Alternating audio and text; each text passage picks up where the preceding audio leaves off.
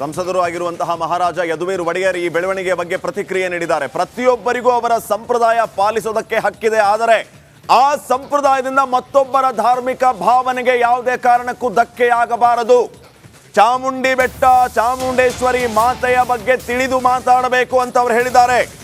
ಮಹಿಷ ದಸರಾ ವಿಚಾರಕ್ಕೆ ಯದುವೀರ್ ಒಡೆಯರ್ ಈ ರೀತಿ ರಿಯಾಕ್ಟ್ ಮಾಡಿರೋದು. ಚಾಮುಂಡಿ ಬೆಟ್ಟ ಧಾರ್ಮಿಕ ಪ್ರದೇಶ, ಚಾಮುಂಡೇಶ್ವರಿಯ ಆಸ್ತಿ.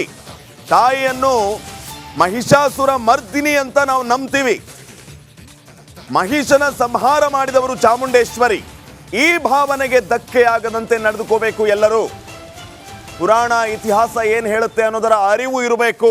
ಸಂಪ್ರದಾಯ ನೀವು ಆಚರಿಸಿ, ಆದರೆ ಆ ಸಂಪ್ರದಾಯದಿಂದ ಮತ್ತೊಬ್ಬರ ಧಾರ್ಮಿಕ ಭಾವನೆಗೆ ಧಕ್ಕೆ ಆಗಬಾರದು. ಅಷ್ಟೊಕ್ಕೆ ಈ ಚಾಮುಂಡೇಶ್ವರಿ ಬೆಟ್ಟ ಚಾಮುಂಡೇಶ್ವರಿಯ ಆಸ್ತಿ. ತಾಯಿಯನ್ನ ಮಹಿಷಾಸುರ ಮರ್ದಿನಿ ಅಂತ ನಾವು ನಂಬ್ತೀವಿ ಅಂತ ಯದುವೀರ್ ಒಡೆಯರ್ ಹೇಳಿದ್ದಾರೆ. ಹೇಳಿದ್ದೀವಿ ಆಗಲೇ, ನಾವು ಜವಾಬ್ದಾರಿಯುತ ಪ್ರತಿನಿಧಿಗಳಾಗಿ ಸಂವಿಧಾನದ ದೃಷ್ಟಿಯಲ್ಲಿ ನಾವು ನೋಡ್ತಾ ಇರುವಾಗ ನೀವು ಏನು ಬೇಕಾದರೂ ನಂಬೋದು. ನಿಮ್ಮ ಮನೆಯಲ್ಲಿ ನೀವೇನು ಬೇಕಾದರೂ ಆಚರಿಸ್ಬೋದು, ಉತ್ಸವಗಳು ಮಾಡ್ಬೋದು. ಸಾರ್ವಜನಿಕ ಸ್ಥಳಗಳಲ್ಲೂ ಸಹ ನಿಮಗೆ ಸರ್ಕಾರದಿಂದ ಅನುಮತಿ ಇದ್ದರೆ ನೀವು ಏನಾದರೂ ಒಂದು ಮಾಡಿಕೊಂಡ್ರೆ ಮಾಡ್ಕೋಬೋದು. ಆದರೆ ಬೆಟ್ಟದಲ್ಲಿ ಅದು ಧಾರ್ಮಿಕ ಒಂದು ಪ್ರದೇಶ, ತಾಯಿ ಚಾಮುಂಡೇಶ್ವರಿಯ ಆಸ್ತಿ, ಅದು ತಾಯಿ ಚಾಮುಂಡೇಶ್ವರಿಯ ಪ್ರದೇಶ. ಅಲ್ಲಿ ನಾವೆಲ್ಲ ನಂಬೋದು ಅದು ಮಹಿಷಾಸುರ ಮರ್ದಿನಿ ಅಂತ. ಮಹಿಷನ ಸಂಹಾರ ಮಾಡಿರೋವಂಥದ್ದು ಚಾಮುಂಡೇಶ್ವರಿ. ಅದಕ್ಕಾಗಿ ಆ ಒಂದು ಏನು ಭಾವನೆ ಇದೆ ಅದು ಧಕ್ಕೆ ಕೊಡದೇನೆ ನೀವು ನಿಮ್ಮ ಆಚರಣೆ ಮಾಡ್ಕೊಂಡಿದ್ದೀವಿ ಅಂತ ನಾವು ಆಗ ಭಾಳ ಸ್ಪಷ್ಟವಾಗಿ ಹೇಳಿದ್ದೀವಿ. ಅದನ್ನ ನಾವು ಅನುಸರಿಸ್ತಾ ಇದ್ದರೆ ನಮಗೂ ಕೂಡ ಸಂತೋಷ. ನಿಜ.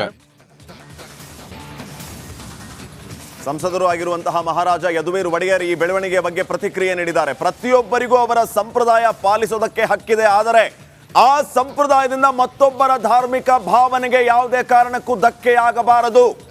ಚಾಮುಂಡಿ ಬೆಟ್ಟ, ಚಾಮುಂಡೇಶ್ವರಿ ಮಾತೆಯ ಬಗ್ಗೆ ತಿಳಿದು ಮಾತಾಡಬೇಕು ಅಂತ ಅವರು ಹೇಳಿದ್ದಾರೆ. ಮಹಿಷ ದಸರಾ ವಿಚಾರಕ್ಕೆ ಯದುವೀರ್ ಒಡೆಯರ್ ಈ ರೀತಿ ರಿಯಾಕ್ಟ್ ಮಾಡಿರೋದು. ಚಾಮುಂಡಿ ಬೆಟ್ಟ ಧಾರ್ಮಿಕ ಪ್ರದೇಶ, ಚಾಮುಂಡೇಶ್ವರಿಯ ಆಸ್ತಿ. ತಾಯಿಯನ್ನು ಮಹಿಷಾಸುರ ಮರ್ದಿನಿ ಅಂತ ನಾವು ನಂಬ್ತೀವಿ. ಮಹಿಷನ ಸಂಹಾರ ಮಾಡಿದವರು ಚಾಮುಂಡೇಶ್ವರಿ. ಈ ಭಾವನೆಗೆ ಧಕ್ಕೆಯಾಗದಂತೆ ನಡೆದುಕೋಬೇಕು ಎಲ್ಲರೂ. ಪುರಾಣ ಇತಿಹಾಸ ಏನು ಹೇಳುತ್ತೆ ಅನ್ನೋದರ ಅರಿವು ಇರಬೇಕು. ಸಂಪ್ರದಾಯ ನೀವು ಆಚರಿಸಿ, ಆದರೆ ಆ ಸಂಪ್ರದಾಯದಿಂದ ಮತ್ತೊಬ್ಬರ ಧಾರ್ಮಿಕ ಭಾವನೆಗೆ ಧಕ್ಕೆ ಆಗಬಾರದು. ಅಷ್ಟೊಕ್ಕೆ ಈ ಚಾಮುಂಡೇಶ್ವರಿ ಬೆಟ್ಟ ಚಾಮುಂಡೇಶ್ವರಿಯ ಆಸ್ತಿ. ತಾಯಿಯನ್ನ ಮಹಿಷಾಸುರ ಮರ್ದಿನಿ ಅಂತ ನಾವು ನಂಬ್ತೀವಿ ಅಂತ ಯದುವೀರ್ ಒಡೆಯರ್ ಹೇಳಿದ್ದಾರೆ.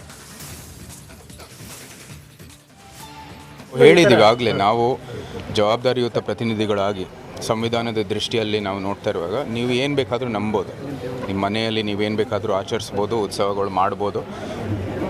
ಸಾರ್ವಜನಿಕ ಸ್ಥಳಗಳಲ್ಲೂ ಸಹ ನಿಮಗೆ ಸರ್ಕಾರದಿಂದ ಅನುಮತಿ ಇದ್ದರೆ ನೀವು ಏನಾದರೂ ಒಂದು ಮಾಡಿಕೊಂಡ್ರೆ ಮಾಡ್ಕೋಬೋದು. ಆದರೆ ಬೆಟ್ಟದಲ್ಲಿ ಅದು ಧಾರ್ಮಿಕ ಒಂದು ಪ್ರದೇಶ, ತಾಯಿ ಚಾಮುಂಡೇಶ್ವರಿಯ ಆಸ್ತಿ, ಅದು ತಾಯಿ ಚಾಮುಂಡೇಶ್ವರಿಯ ಪ್ರದೇಶ. ಅಲ್ಲಿ ನಾವೆಲ್ಲ ನಂಬೋದು ಅದು ಮಹಿಷಾಸುರ ಮರ್ದಿನಿ ಅಂತ. ಮಹಿಷನ ಸಂಹಾರ ಮಾಡಿರೋವಂಥದ್ದು ಚಾಮುಂಡೇಶ್ವರಿ. ಅದಕ್ಕಾಗಿ ಆ ಒಂದು ಏನು ಭಾವನೆ ಇದೆ ಅದು ಧಕ್ಕೆ ಕೊಡದೇನೆ ನೀವು ನಿಮ್ಮ ಆಚರಣೆ ಮಾಡ್ಕೊಂಡಿದ್ದೀವಿ ಅಂತ ನಾವು ಆಗ ಭಾಳ ಸ್ಪಷ್ಟವಾಗಿ ಹೇಳಿದ್ದೀವಿ. ಅದನ್ನ ನಾವು ಅನುಸರಿಸ್ತಾ ಇದ್ದರೆ ನಮಗೂ ಕೂಡ ಸಂತೋಷ. ನಿಜ. ಮೈಸೂರು ದಸರಾ ವರ್ಸಸ್ ಮಹಿಷ ದಸರಾ ಸಂಘರ್ಷ ಜೋರಾಗ್ತಾ ಇದೆ. ಮೈಸೂರು ದಸರಾಗೆ ಸವಾಲು ಹಾಕುವಂತಹ ಬೆಳವಣಿಗೆಗಳು ಇವತ್ತು ಮೈಸೂರಿನಲ್ಲಿ ನಡೆದಿದೆ.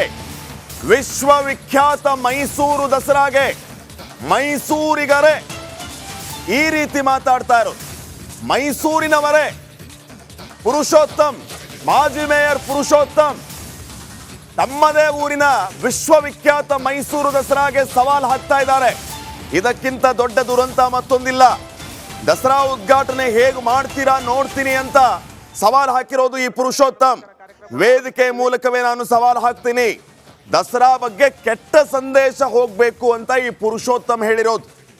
ಮಹಿಷ ಮಂಡಲೋತ್ಸವ ವೇದಿಕೆಯಲ್ಲಿ ಬಹಿರಂಗ ಸವಾಲು ಹಾಕಿದ್ದಾರೆ ಪುರುಷೋತ್ತಮ್.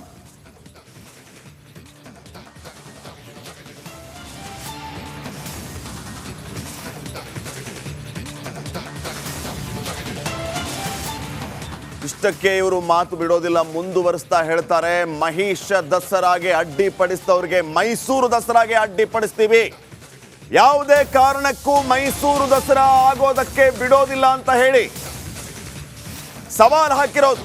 ನಾವು ದಸರಾ ಉದ್ಘಾಟನೆಗೆ ಅಡ್ಡಿಪಡಿಸ್ತೇವೆ, ರಾಜ್ಯದ ಉದ್ದಗಲಕ್ಕೂ ಬಸ್ಸು ಕಾರು ತಡಿಬೇಕು, ಇದಕ್ಕೆ ಪ್ರಾಣ ಹೋದ್ರೂ ಪರವಾಗಿಲ್ಲ ಅಂತ ಸವಾಲ್ ಹಾಕಿದ್ದಾರೆ. ಸೆಪ್ಟೆಂಬರ್ 12ನೇ ತಾರೀಕು ನಾನು ಬೃಹತ್ ಮೆರವಣಿಗೆಯನ್ನ ಮಾಡ್ತೀನಿ, ಅಶೋಕಪುರದಿಂದ ಟೌನ್ ಹಾಲ್ಗೆ ಮೆರವಣಿಗೆ ಅನುಮತಿ ಕೊಡಬೇಕು, ಇಲ್ಲ ಆದ್ರೆ ದಸರಾ ಮಾಡೋದಕ್ಕೆ ಬಿಡೋದಿಲ್ಲ ಅಂತ ಮಾಜಿ ಮೇಯರ್ ಪುರುಷೋತ್ತಮ್ ವೇದಿಕೆ ಮೇಲೆ ಸವಾಲ್ ಹಾಕಿದ್ದಾರೆ.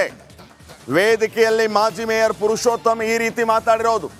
ಮೈಸೂರು ದಸರಾ ಬಗ್ಗೆ ಕೆಟ್ಟ ಸಂದೇಶ ಹೋಗ್ಬೇಕಂತೆ. ಇವ್ರ ಉದ್ದೇಶ ನೋಡಿ ಯಾವ ರೀತಿ ಇದೆ. ಮೈಸೂರು ದಸರಾ ಉದ್ಘಾಟನೆ ಮಾಡೋದಕ್ಕೆ ಬಿಡೋದಿಲ್ವಂತೆ. ವಿಶ್ವವಿಖ್ಯಾತ ಮೈಸೂರು ದಸರಾ ಇಡೀ ವಿಶ್ವದಲ್ಲೇ ತನ್ನದೇ ಆದ ಛಾಪು ಮೂಡಿಸಿರೋದು.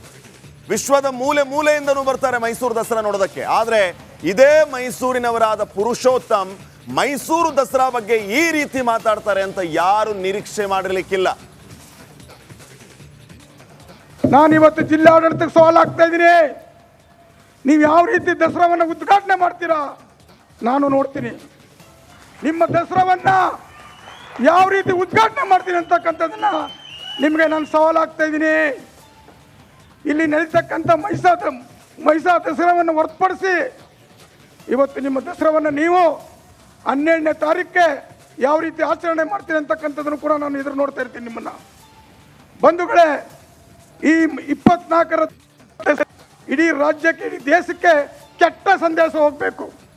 ನನ್ನ ಸಂಸ್ಕೃತಿಗೆ ಅಡಚಣೆ ಮಾಡಿದ್ರೆ ನಾನು ಈ ಸಾರಿ ದಸರಾವನ್ನು ಧಿಕ್ಕರಿಸ್ತೀವಿ ಮತ್ತು ದೇಶದ ಉದ್ದಕ್ಕಲು ಬರ್ತಕ್ಕಂಥವ್ರನ್ನ ತಡೀತೀವಿ. ನಾವು ಇವತ್ತು ಇಲ್ಲಿ ಗಲಭೆ ಆಗ್ತದೆ, ಪೊಲೀಸರಿಂದ ದೌರ್ಜನ್ಯ ಆಗ್ತದೆ, ಜಿಲ್ಲಾಡಳಿತದಿಂದ ದೌರ್ಜನ್ಯ ಆಗ್ತದೆ.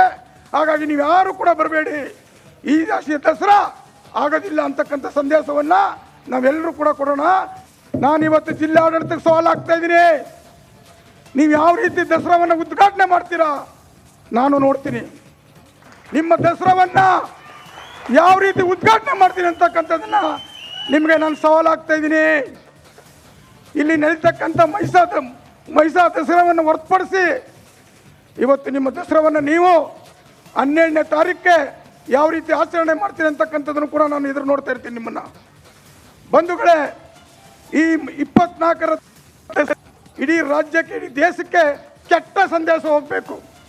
ನನ್ನ ಸಂಸ್ಕೃತಿಗೆ ಅಡಚಣೆ ಮಾಡಿದ್ರೆ ನಾನು ಈ ಸಾರಿ ದಸರಾವನ್ನು ಧಿಕ್ಕರಿಸ್ತೀವಿ ಮತ್ತು ದೇಶದ ಉದ್ದಕ್ಕಲು ಬರ್ತಕ್ಕಂಥವ್ರನ್ನ ತಡೀತೀವಿ. ನಾವು ಇವತ್ತು ಇಲ್ಲಿ ಗಲಭೆ ಆಗ್ತದೆ, ಪೊಲೀಸರಿಂದ ದೌರ್ಜನ್ಯ ಆಗ್ತದೆ, ಜಿಲ್ಲಾಡಳಿತದಿಂದ ದೌರ್ಜನ್ಯ ಆಗ್ತದೆ. ಹಾಗಾಗಿ ನೀವು ಯಾರು ಕೂಡ ಬರಬೇಡಿ, ಈ ದಸರಾ ಆಗೋದಿಲ್ಲ ಅಂತಕ್ಕಂಥ ಸಂದೇಶವನ್ನ ನಾವೆಲ್ಲರೂ ಕೂಡ ಕೊಡೋಣ.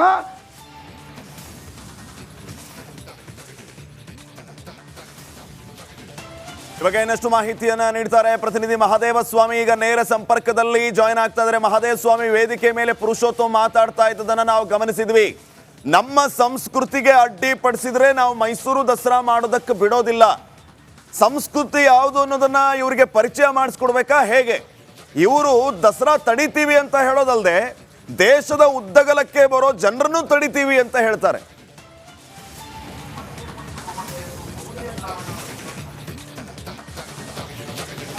ಶ್ರೀಪಾದ್ ಪಾಟೀಲ್, ಯಾವಾಗ ಈ ಮಹಿಷಾ ದಸರಾ ಅಂತನ್ನುವಂಥದ್ದು ಕಾನ್ಸೆಪ್ಟ್ ಹುಟ್ಟಾಕೊಳ್ತು ಆವಾಗಲಿಂದ ಕೂಡ ಇದುವರೆಗೂ ಕೂಡ ತಾಯಿ ಚಾಮುಂಡೇಶ್ವರಿಯನ್ನು, ಮೈಸೂರು ವಿಶ್ವವಿಖ್ಯಾತಿಯಾದಂಥ ಮೈಸೂರು ದಸರಾವನ್ನು ಸಾಕಷ್ಟು ಹೀಯಾಳಿಸುವಂಥದ್ದು ಮತ್ತು ಹಿಂದೂ ದೇವರುಗಳ ಬಗ್ಗೆ ಹೀಯಾಳಿಸುವಂತಹ ಮಾತುಗಳು, ಚಾಮುಂಡಿ ದೇವತೆಯನ್ನೇ ಕೂಡ ಹೀಯಾಳಿಸುವಂತಹ ಮಾತುಗಳು ಈ ಹಿಂದಿಂದಲೂ ಕೂಡ ಆಡಿದ್ದಾರೆ. ಇವತ್ತು ಏನು ಜಿಲ್ಲಾಡಳಿತ ಏನು ನಿಷೇಧಾಜ್ಞೆಯನ್ನು ಜಾರಿ ಮಾಡಿತ್ತು, ಇನ್ನು ಪ್ರಮುಖವಾದಂಥ ಕಾರಣ ಅಂತಂದರೆ ಏನು ಚಾಮುಂಡಿ ಬೆಟ್ಟದಲ್ಲಿರ್ತಕ್ಕಂತಹ ಮಹಿಷನ ಮೂರ್ತಿಗೆ ನಾವು ಪುಷ್ಪಾರ್ಚನೆ ಮಾಡ್ತೇವೆ ಅನ್ನುವಂಥ ಸಂದರ್ಭದಲ್ಲಿ ಇಡೀ ಮೈಸೂರು ಸಿಟಿಯಲ್ಲಿ ನಿಷೇಧಾಜ್ಞೆಯನ್ನು ಜಾರಿ ಮಾಡಿ ಅವರ ಧಾರ್ಮಿಕತೆಗೆ ಅನುಕೂಲವಾಗಬೇಕು, ಅವರವರ ಆಚರಣೆಯನ್ನು ಮಾಡಿಕೊಳ್ಳಿ ಅಂತನ್ನುವಂಥ ಕಾರಣಕ್ಕಾಗಿ ಜಿಲ್ಲಾಡಳಿತ ಮತ್ತು ಪೊಲೀಸ್ ಇಲಾಖೆ ಏನು ಟೌನ್ ಹಾಲ್ ಮುಂಭಾಗದಲ್ಲಿ ನೀವು ವೇದಿಕೆ ಕಾರ್ಯಕ್ರಮವನ್ನು ಮಾಡಿಕೊಳ್ಳಿ ಅನ್ನುವಂಥ ಅನುಮತಿಯನ್ನು ಕೊಟ್ಟಿತ್ತು.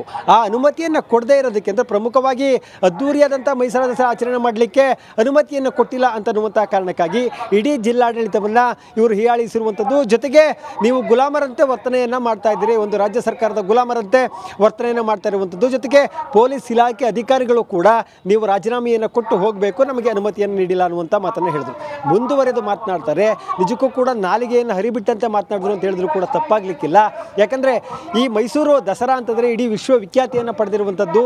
ಈ ಹಿನ್ನೆಲೆಯಲ್ಲಿಯೇ ಕೂಡ ಈ ಮೈಸೂರು ದಸರಾಗೆ ಅಡ್ಡಿಯನ್ನು ಪಡಿಸುವಂಥ ಕೆಲಸವನ್ನು ನಾವು ಮಾಡ್ತೇವೆ. ಯಾಕೆಂದರೆ ನಮ್ಮ ಧಾರ್ಮಿಕತೆಗೆ ನೀವು ಭಾವನೆಗೆ ನೀವು ನಮಗೆ ಅವಕಾಶವನ್ನು ಕೊಡಲಿಲ್ಲ ಅಂತನ್ನುವಂಥ ಮಾತನ್ನು ಕೂಡ ಹೇಳ್ತಾ ಇರುವಂಥದ್ದು. ಅಂದರೆ ಏನು ದಸರಾ ಉದ್ಘಾಟನೆ ಏನಿದೆ ಆ ಉದ್ಘಾಟನೆ ಹೇಗೆ ಮಾಡ್ತೀರಿ ನಾನು ನೋಡ್ತೇನೆ ಅಂತ ಹೇಳಿ ಸವಾಲನ್ನು ಹಾಕಿರುವಂಥದ್ದು. ಜೊತೆಗೆ ಏನು ವಿಜಯದಶಮಿ ದಿನದಂದು ಏನು ದಸರಾ ಮೆರವಣಿಗೆ ಹೊರಡುತ್ತೆ ಆ ಮೆರವಣಿಗೆ ದಿನದಂದು ಕೂಡ ಪರ್ಯಾಯವಾಗಿ ನಾವು ಏನು ಅಶೋಕನ ದಸರಾವನ್ನು ಮಾಡ್ತೇವೆ, ಅಶೋಕನ ವಿಜಯದಶಮಿಯನ್ನು ಮಾಡ್ತೇವೆ ಅಂತನ್ನುವಂಥ ಮಾತನ್ನು ಕೂಡ ಹೇಳಿರುವಂಥದ್ದು. ಜೊತೆಗೆ ಅಶೋಕಪುರಂನಿಂದ ಟೌನ್ ಹಾಲ್ವರೆಗೂ ಕೂಡ ನಾವು ಮೆರವಣಿಗೆಯನ್ನು ಮಾಡ್ತೇವೆ, ಅದಕ್ಕೆ ಅನುಮತಿಯನ್ನು ಹೇಗೆ ಕೊಡೋದಿಲ್ಲ ನೋಡ್ತೇವೆ, ಹೇಗೆ ಅಡ್ಡಿಯನ್ನು ಪಡಿಸ್ತೇವೆ ನೋಡ್ತೇವೆ ಅಂತನ್ನುವಂಥ ಮಾತನ್ನು ಹೇಳಿದ್ದಾರೆ. ಜೊತೆಗೆ ಈ ಒಂದು ವಿಶ್ವವಿಖ್ಯಾತ ದಸರಾಗೆ ಪಾಲ್ಗೊಳ್ಳುವಂತಹ ಜನರು ಏನಿದ್ದಾರೆ ಅವರುಗಳನ್ನು ಕೂಡ ತಡೆಯುವಂಥ ಒಂದು ಪ್ರಯತ್ನಕ್ಕೆ ಇವರು ಮುಂದಾಗಿದ್ದಾರೆ ಅಂತಲೇ ಹೇಳ್ಬೋದು. ರೈಲು, ಬಸ್ಸು, ಕಾರುಗಳನ್ನು ಕೂಡ ತಡೆಯುವ ಮುಖಾಂತರವಾಗಿ ಇಡೀ ದೇಶಕ್ಕೆ ಒಂದು ಕೆಟ್ಟ ಸಂದೇಶ ಹೋಗಬೇಕು ಈ ದಸರಾ ಬಗ್ಗೆ ಅನ್ನುವಂಥ ಮಾತನ್ನು ಹೇಳಿರ್ತಕ್ಕಂಥದ್ದು ಏನಿದೆ ಅದು ಸಾಕಷ್ಟು ವಿವಾದಾತ್ಮಕಕ್ಕೆ ಎಡೆ ಮಾಡಿಕೊಡುವಂತಹ ಸಾಧ್ಯತೆಗಳು ಕೂಡ ಹೆಚ್ಚಾಗಿರುವಂಥದ್ದು. Shripad Patil. Okay, thank you Mahadeva Swami ಮಾಹಿತಿಗಾಗಿ. ಜಿಲ್ಲಾಡಳಿತಕ್ಕೆ ಸವಾಲು ಆಗ್ತಾ ಇದ್ದೀನಿ, ನೀವು ಯಾವ ರೀತಿ ದಸರಾವನ್ನು ಉದ್ಘಾಟನೆ ಮಾಡ್ತೀರಾ ನಾನು ನೋಡ್ತೀನಿ. ನಿಮ್ಮ ದಸರಾವನ್ನು ಯಾವ ರೀತಿ ಉದ್ಘಾಟನೆ ಮಾಡ್ತೀನಿ ಅಂತಕ್ಕಂಥದ್ದನ್ನು ನಿಮಗೆ ನಾನು ಸವಾಲಾಗ್ತಾ ಇದ್ದೀನಿ. ಇಲ್ಲಿ ನಡೀತಕ್ಕಂಥ ಮೈಸಾ ದಸರಾವನ್ನು ಹೊರತುಪಡಿಸಿ ಇವತ್ತು ನಿಮ್ಮ ದಸರಾವನ್ನು ನೀವು 12ನೇ ತಾರೀಕಿಗೆ ಯಾವ ರೀತಿ ಆಚರಣೆ ಮಾಡ್ತೀರಿ ಅಂತಕ್ಕಂಥದ್ದನ್ನು ಕೂಡ ನಾನು ಎದುರು ನೋಡ್ತಾ ಇರ್ತೀನಿ ನಿಮ್ಮನ್ನು. ಬಂಧುಗಳೇ, ಈ 24ರ ಇಡೀ ರಾಜ್ಯಕ್ಕೆ, ಇಡೀ ದೇಶಕ್ಕೆ ಕೆಟ್ಟ ಸಂದೇಶ ಹೋಗಬೇಕು. ನನ್ನ ಸಂಸ್ಕೃತಿಗೆ ಅಡಚಣೆ ಮಾಡಿದ್ರೆ ನಾನು ಈ ಸಾರಿ ದಸರಾವನ್ನು ಧಿಕ್ಕರಿಸ್ತೀವಿ ಮತ್ತು ದೇಶದ ಉದ್ದಕ್ಕಲು ಬರ್ತಕ್ಕಂಥವ್ರನ್ನ ತಡೀತೀವಿ. ನಾವು ಇವತ್ತಿಲ್ಲಿ ಗಲಭೆ ಆಗ್ತದೆ, ಪೊಲೀಸರಿಂದ ದೌರ್ಜನ್ಯ ಆಗ್ತದೆ, ಜಿಲ್ಲಾಡಳಿತದಿಂದ ದೌರ್ಜನ್ಯ ಆಗ್ತದೆ. ಹಾಗಾಗಿ ನೀವು ಯಾರು ಕೂಡ ಬರಬೇಡಿ, ಈ ದಸರಾ ಆಗೋದಿಲ್ಲ ಅಂತಕ್ಕಂಥ ಸಂದೇಶವನ್ನು ನಾವೆಲ್ಲರೂ ಕೂಡ ಕೊಡೋಣ. ನಾನಿವತ್ತು ಜಿಲ್ಲಾಡಳಿತಕ್ಕೆ ಸವಾಲು ಆಗ್ತಾ ಇದ್ದೀನಿ, ನೀವು ಯಾವ ರೀತಿ ದಸರಾವನ್ನು ಉದ್ಘಾಟನೆ